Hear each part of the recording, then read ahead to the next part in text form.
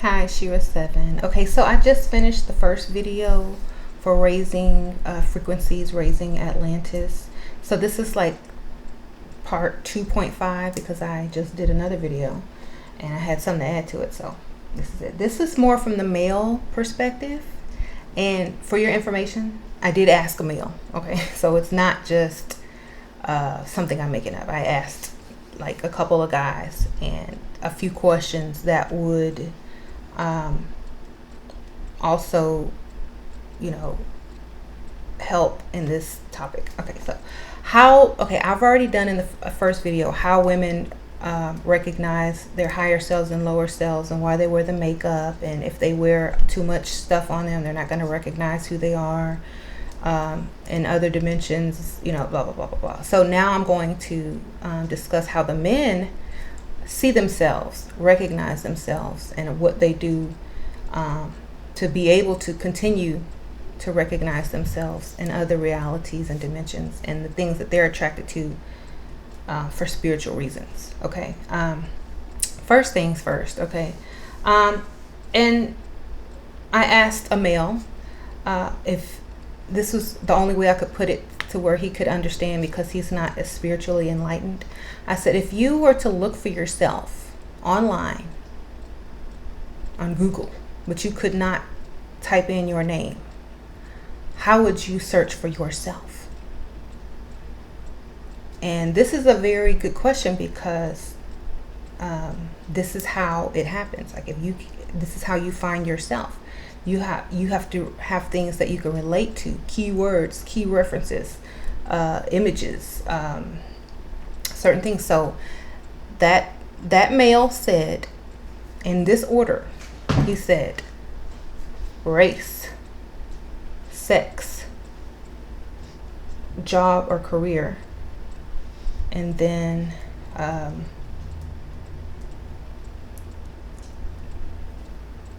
a description, like either attractive, tall, short, fat, skinny. Okay, so this tells me that most men, this is how men see themselves. This is how men categorize themselves. So that's why these things are important to them, because this is how they view themselves and find themselves. This is why like a lot of black people have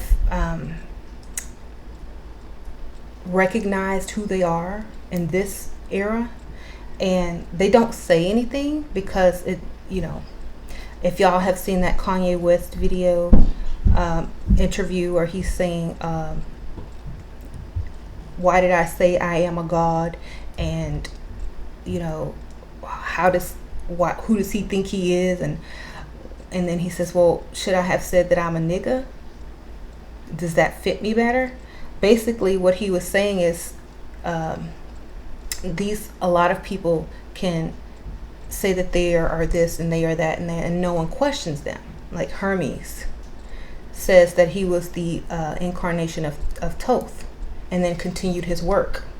Hermes Trismegistus, which means that's his third time. Then we have David Wilcock saying that he's Edgar Casey reincarnated. A lot of people, and they have the pictures and all these similarities, and they're not denying that. They're not jumping on him and asking him, how dare you? But if a person of color would say such a thing about somebody that was great and grand, if a person that was really great said that, oh, well, I am this person reincarnated, this is me, check out all the similarities, they wouldn't even take the time to research it. Why? So a lot of people of color who know who they are do not tell people. They just keep it moving and do what they got to do and finish and continue on their path and what they need to do. I'm not going to name them. You already know who they are. Okay. Also,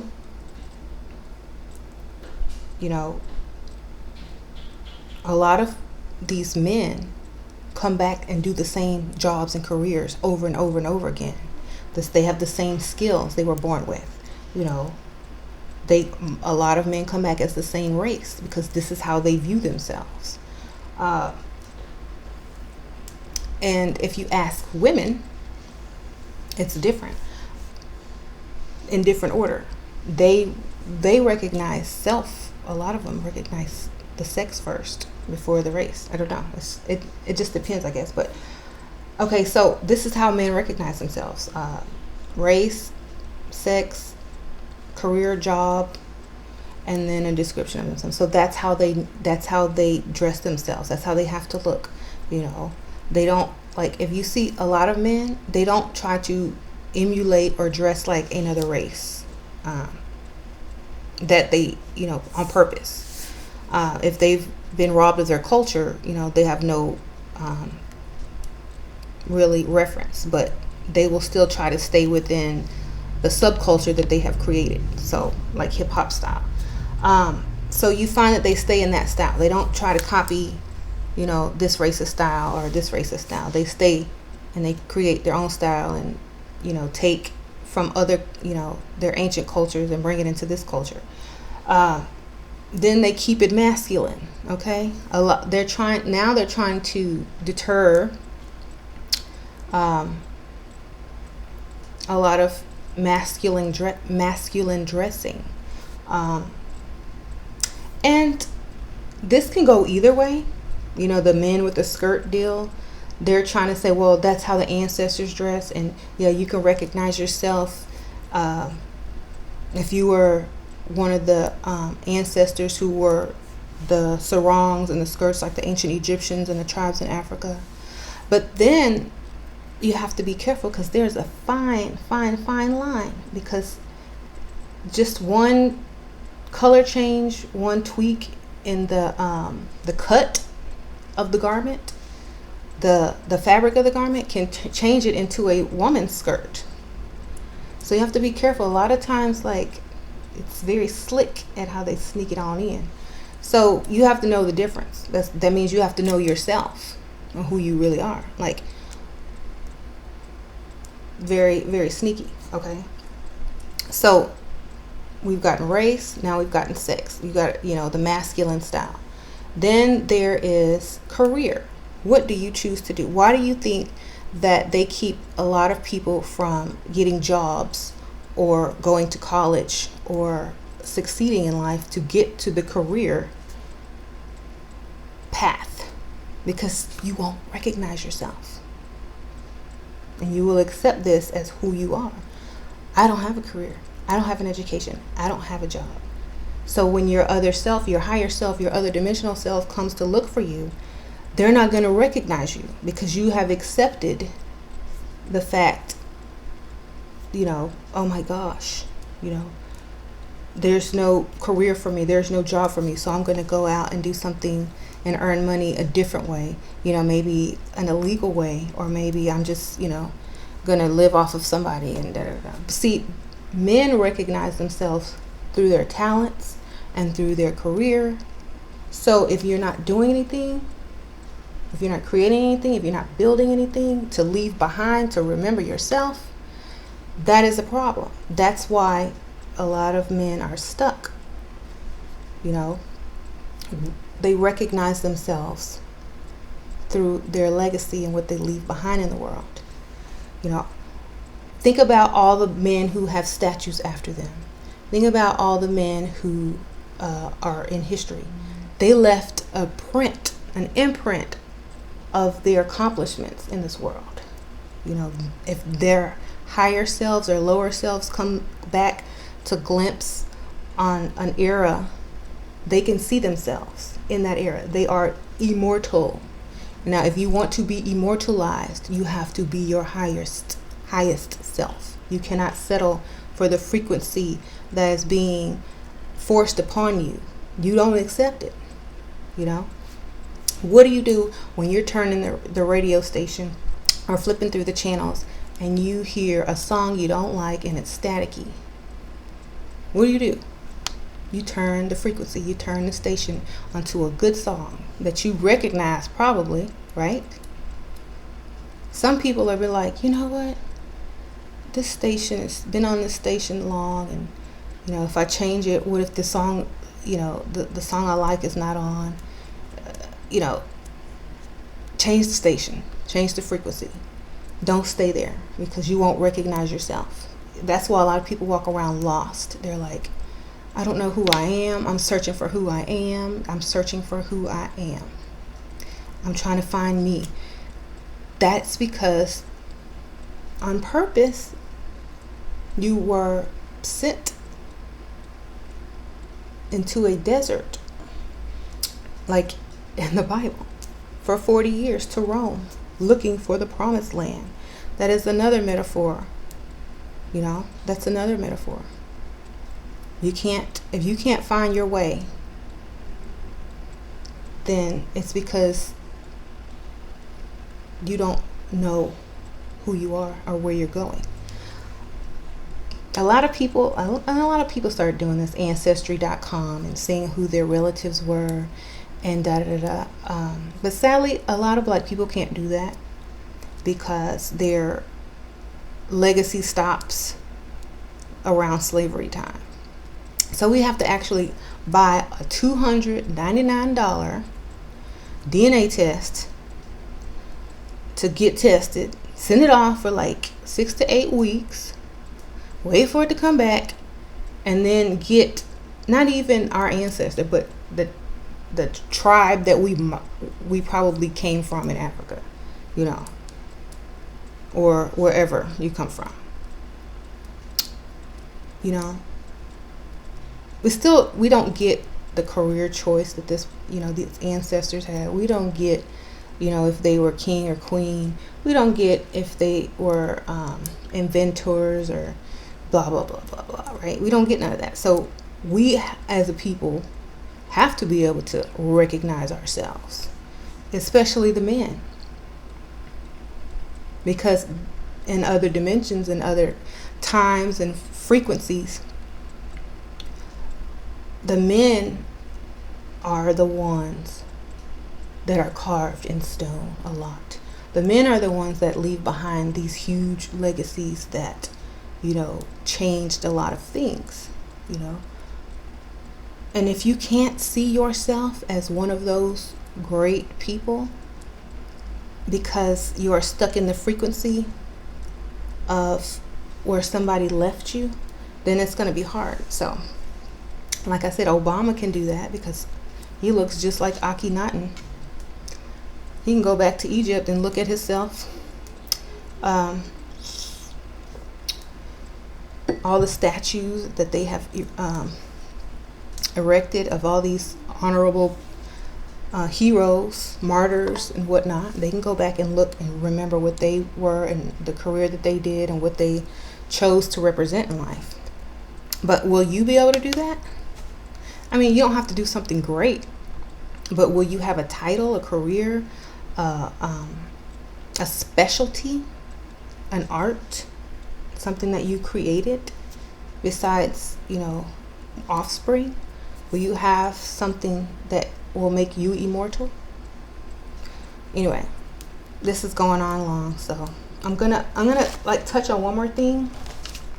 Okay, do y'all remember that movie Back to the Future when Marty would go to the future and he would bring a picture of himself and some other people, and every time he did something, the picture would fade a little bit or someone would disappear on the picture, because everything you do right now affects every parallel future, past, present universe.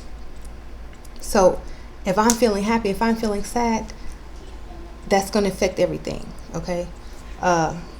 That's why they say the universe is built on frequencies, because it is. And then so he has this picture, and whenever he goes to the future or to the past, he can recognize himself, right? Because he looks like him, right? There was one where it was like in the future, and he went to go look for his mother, and he couldn't. He was like, he saw his mom, and she was like plastic surgeryed out, fake boobs, like dressed real trashy, and he didn't recognize her, right? And then he went to another future where she was fat and gross, not gross, but just like overweight, not looking like she used to look. And then he went to another future where she looked like she was supposed to look. So each decision, each way we feel about ourselves, the stuff that we do to ourselves might have an effect on, us communicating with our higher selves, if that makes sense. So men, remember, the frequencies that they try to keep you at are for a reason. Even if you're just like, a lot of people like to leave their legacy on paper, online, digitally. That's fine. As long as you're starting something, you got to be starting something. If you're on Facebook posting inspirational thoughts, if you write poetry, that's great, because you'll be able to recognize that part of you when you're looking. Those people who aren't doing anything but sitting around, drinking, smoking, doing whatever, they're not going to recognize that either, unless that's who they are everywhere. Okay, so y'all remember that. Y'all know all those pictures of the doppelgangers of all these famous people that you see online. This looks just like him. It's a splitting image of this person. I mean, if y'all don't know this is real, y'all really should open your eyes. The evidence is just everywhere. We have other selves. And we need to be able to recognize ourselves so we can communicate with ourselves. That's the most important thing. They've changed us so much that I don't know if half the people, especially black people, will recognize any of themselves anywhere. They changed our hair texture. They changed a lot of our complexions. They changed a lot of this, how we dress, how we talk, how we speak. They changed how we cook. They changed everything. So in order to really get back to your higher self and your roots and everything, you have to know who you are, and even in history. And if you're a mixed race, if you've been mixed like me, and this side of the culture and this side of the culture, that's even better. But one side is always going to be the older side, and that's the African side, and that is the side that needs to be addressed more. So it's okay if you're a mixed race and you want to explore your roots. It's okay. You don't have to feel bad about it, It's mostly on your mother's side, so find it so you can find yourself, Anyway, I'm getting tired, so I gotta go. I'll put these both out at the same time because they're already recorded. But if y'all have any other questions about this, like if you want me to go deeper into it, just let me know, and I will. Let me just see if I have one more thing in my notes that just has to be said. And it has to be said. Y'all are gonna laugh at me, but I have something in here about Michael Jackson, but I'm not gonna say it because I talk about him way too much. I might just do a separate video on Mike. Anyway, that's it. Thank you for watching. Bye bye.